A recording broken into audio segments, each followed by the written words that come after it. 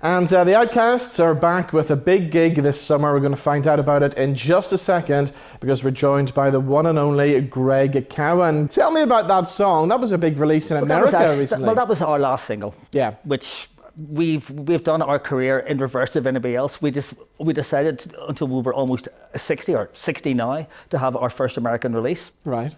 Like, I'm not saying, that the like of U2 and things are panicking, but a small American indie label that's specialised in punk rock approached us, paid us some money to go back into the studio for the first time since 1983. Right. And do a new EP of almost 5 tracks.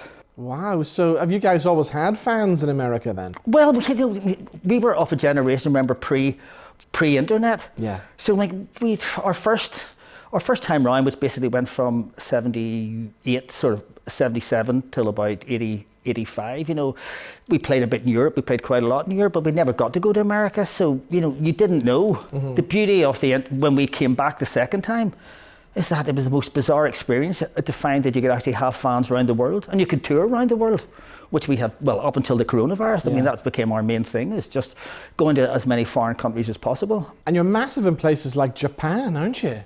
Well, the funny thing is about Japan, like, I think there's a place for everybody. Yeah. But punk rock was surprisingly big. What really shook us when we first arrived, there's like a subgenre of Japanese fans who only want to know about Northern Ireland punk. Good Vibrations as a movie went on general release, yeah. Something it didn't do in a hell of a lot of other countries. To arrive in, we arrived in Osaka airport. I'm not saying there was thousands of screaming fans, but there was about 15 little Japanese girls with Outcasts all over them with presents for us. Wow. I actually thought it was like some sort of a candid camera show. Somebody was setting us up, The adulation is unbelievable. Yeah. It is. I've never seen fans like it. So obsessed. Yeah. And the gigs are like, it was like being 16 again, Yeah. 17, the amount of energy, and God, and they're good looking, I mean, they kind of look like we did then, only now. I mean, there was a couple, when you actually played, you'd have 2 or 3 support bands minimum, who would play for maybe 15, 20 minutes. These bands were brilliant, but these kids, I'm talking about in their 17, 18s, they just looked amazing, Yeah. They were absolutely brilliant. Look, it's one of those things that every band should do, but at our age to get and do it, I mean, it's almost better now, because you're actually going, this is unbelievable, And you think the Good Vibrations movie, because it did so well across the world, that kind of helped things as well? Changed everything. We were touring before that, but all of a sudden you were being asked to do festivals instead of being 23rd on the bill, you were maybe, 3rd on the bill, and it made a massive difference. And you can see once again, Germany, it was very big. You can see the countries where it was well received. Now, you're very lucky that bands like the Undertones and Stiff Little Fingers are still touring, you know. And much as I was very jealous of them when I was a kid, we do a lot of gigs with them and stuff now, and we get thought of in the same breath. The movie made such a difference to everything. I mean, it's also a really good film, which is so rare in any sort of musical films. Then you had to play as well. I mean. Unfortunately, last year was going to be one of our biggest years. Yeah. The play was coming back to the Lyric and then going down to Dublin for the first time. Yeah. Then we were doing a series of gigs in Dublin. Then we were hoping it's going to go maybe West End, maybe even America, because once again, the place, unbelievable. Brilliant play. So are we going to be able to pick this up then in 2022, do you think? That is the hope. Yeah. But remember, the good thing about when it was coming back this year, it was coming back with the original cast. Yes. And that cast means, certainly the guy that plays me, I mean, that's inspired. I mean, if that man deserves some sort of a BAFTA or whatever they get, I mean, Did he meet you before the play? Did he get any advice from you? He did. He did. We were very lucky that we were allowed to come into rehearsals. The difference between the movie was that, yes, we were allowed to come. We did a lot of advice on clothing and stuff like that there. But they were, with the play, because they were playing their own instruments and they were trying to capture more of that live gig feeling. Certainly me and Brian were very influential there. Now, it only goes so far, but the first time I seen the finished play, and the guy who plays me just walks out in this little red coat that my mum had made for me and started to play, my heart got... That was your actual coat that he no, it was a copy of, but what I'm saying is that, I can remember my mum making this for me. It was like a wee red fox hunting jacket thing, and I didn't know that's what he was going to wear, nobody had said to me. I'd been more... I mean, I love the way I'm saying, he asked me to show him some of the bass lines, and then this guy's like a proper musician. You know, I'm showing him how to play it in one finger, and he's going, actually, I'll just do it the way I do it, you know. But I thought that was unbelievable. Yeah. And you're so lucky. I mean, how many people get a film, you know, and well, that's it, yeah. You get to see yourself played as a kid. And what about your relationship with Terri Hooley today? What's that like? The funny thing is, you know, we first time round, like Terri was more so than any other band. Terri was actually our manager. Mm-hmm. Now, what that entailed really was just Terri drinking backstage, all our carry out and then stuff. You know, he was like the beauty of Good Vibes is what you see in the film and stuff's true. Like, it was the most unprofessional thing, but yet without Terri, mm-hmm. we'd have just been a collection of bands in Belfast instead of being a certain time in life that Belfast was the musical centre, you know, for that brief period. Terry's Terry, you just love him. You know, I can honestly say that there, you know, he doesn't change much. He gets to be like all of us. We've all got a bit older, but we've all got older together. Yes, yeah. And God, you know what? And I love the fact that Terry now gets to be, I mean, Terry didn't have any ambition to be, you know, this celebrity. Like, Terry is now a professional Terri Hooley. Yeah, you know, exactly. Yes, for the rest of his life. I mean, he's more recognised now than he'd ever been. I think that's brilliant, you know. How long do you reckon you guys are going to continue for? Well, there's only two, me and Martin, who's my 60, oh no, God, I'm going to say it, kill me.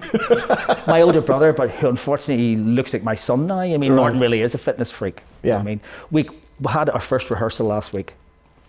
Of course, we picked the first day that was 31 degrees, so I mean, you can imagine, but all the rest of us arrive in just a little bit bigger, a little bit rounder. Martin walks in 10 years younger. I mean, he's fitter than ever. You know, it's kind of annoying. I don't know, as long as people will let us, you know. Yeah. I mean, you know, things don't seem to matter that way anymore. I mean, if the Stones can do it. Well, exactly. You know, I mean, of course, they do it flying in private planes and getting their blood changed before the gig.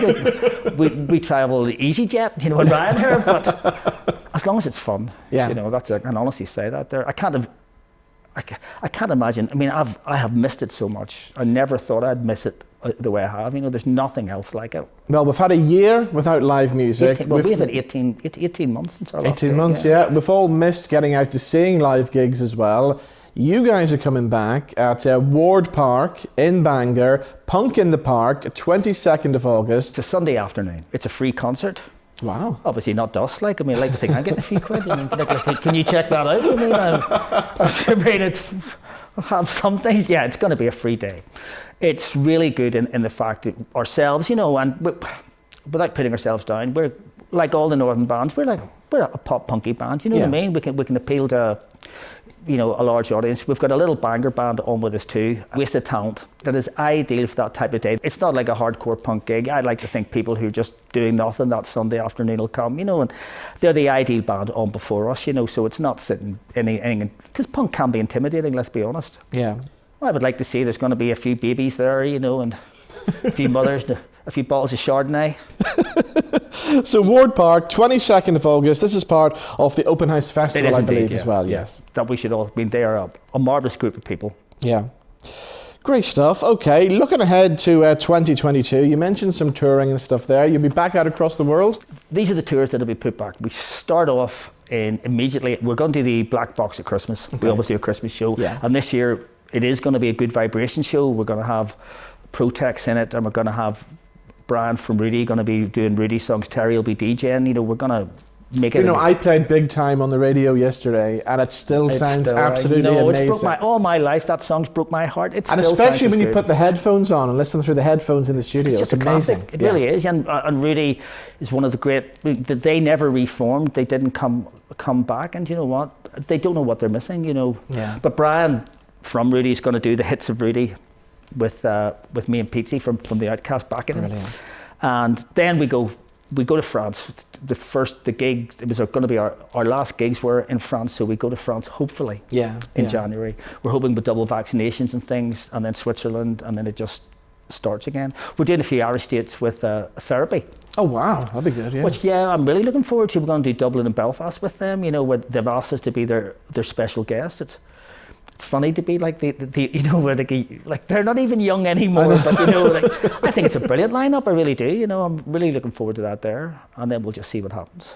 So things are good, but do you ever feel disappointed that bands from Northern Ireland like yourselves, who had all this talent, could have made it bigger and should have made it bigger? I think you've got that question the wrong way around. The bands that did have talent made it. Yeah.